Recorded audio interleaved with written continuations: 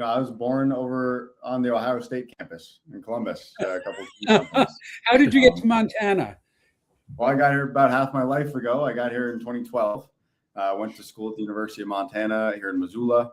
Worked 2 or 3 jobs all the way through. And when I graduated with some debt, I started working as a wildland firefighter to pay off those debts. And, next thing you know, I found out you could jump out of airplanes from 3,000 feet for the Forest Service. And here I am 8 years later.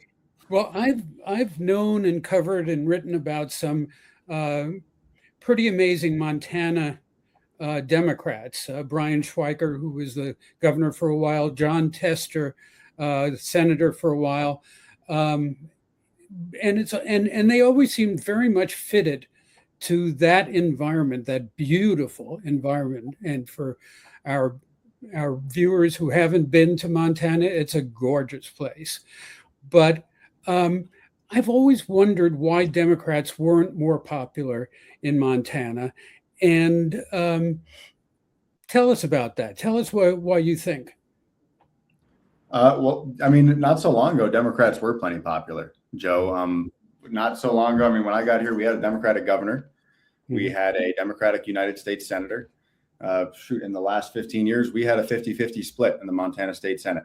None of that is so far ago. Right here in Montana, for the first time ever in 2023 in state history since 1889, we had a Republican supermajority in the state legislature. So this new Republican dominance in the state is a new phenomenon, and it is not something that's too late to fix. And the district I'm running in here, sir, it's Western Montana. Montana's first. We know a Democrat can win it because a Democrat just won it last year. John Tester won this district. Well, he lost the state in the year that I would offer. The National Party was doing everything they could to make it hard for a Democrat to win. This is how we fix that. So, that last part is really interesting. The question is, why did it move so far toward the Republicans? What did the Democrats do wrong, and how are you going to fix that?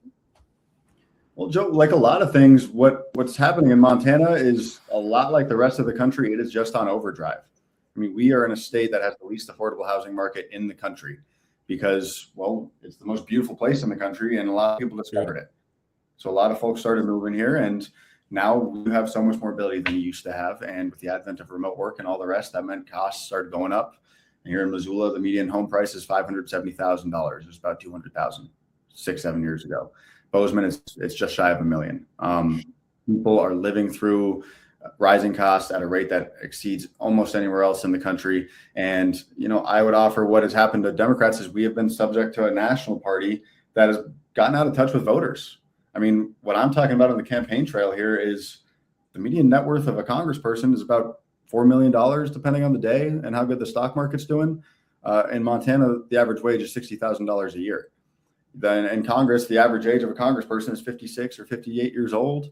And the Democrats are the older of those two parties. That is a problem. That is an issue of representation. And that leads to a disconnectedness and a lack of urgency for working people like me whose wages have not kept up with costs. We need to start fixing those things in big, bold, clear ways. And I think there's a hunger for that right now from people who voted both ways last election. Well, Joe and I may disagree about this, but I feel that that the way the Democrats went off the rails was to overemphasize cultural issues and identity politics, and not to emphasize the things that you emphasize in your video, which are affordability and fairness. Yeah, Joe. I mean, I hear you there. What I think about is, I'm a Vonnegut fan. I don't know if you ever read him, but he's got a great line in one of his books that you should dedicate yourself to the largest abstraction you can wrap your arms around. And when you're working 2 or 3 jobs at a time, like I did my entire time taking classes at the university here, it is a lot harder to dedicate yourself to a bigger and broader abstraction. Like we need to do what government is here to do, which is to address material gaps, to make people's lives materially better first and foremost. And if people don't have to be stressed about just filling up their fridge, well, they have more time to extend the kind of compassion and empathy that we deserve and expect from our neighbors.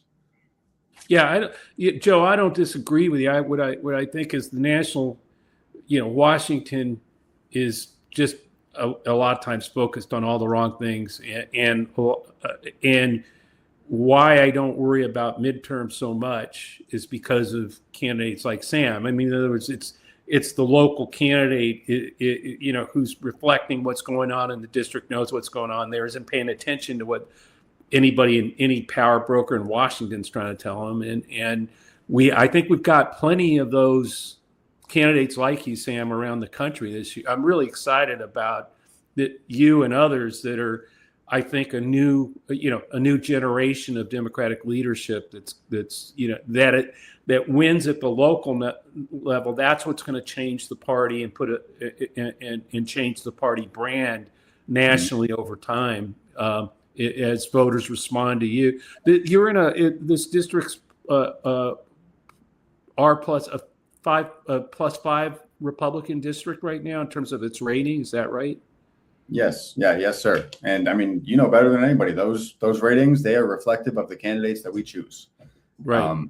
Right. If we want to change that, well, I would offer to find a way to select candidates and to find candidates who can actually reflect the people here. And that means reflecting economic lived experience. That means being more reflective of people's age and the struggles that most of us are dealing with on the ground, and most of our representation in Congress is not dealing with on a day-to-day basis.